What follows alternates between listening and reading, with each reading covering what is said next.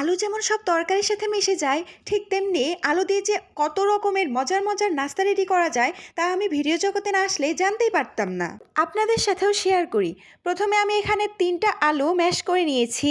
এরপর পেঁয়াজ কুচি, মরিচ কুচি, চিলি ফ্লেক্স, লবণ, একটু ধনিয়ার গুঁড়া, একটু জিরার গুঁড়া, মন মতো মশলা অ্যাড করে নিয়েছি।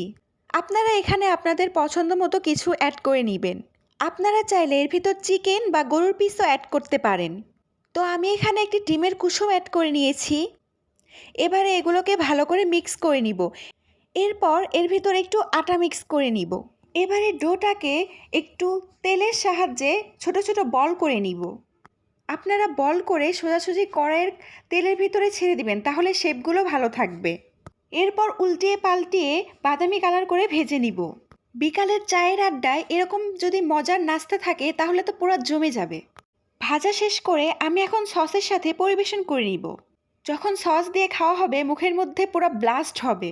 নেক্সটে আমি আপনাদের সাথে আরও সুন্দর সুন্দর রেসিপি শেয়ার করব। সেই পর্যন্ত আমার পাশেই থাকুন। ধন্যবাদ।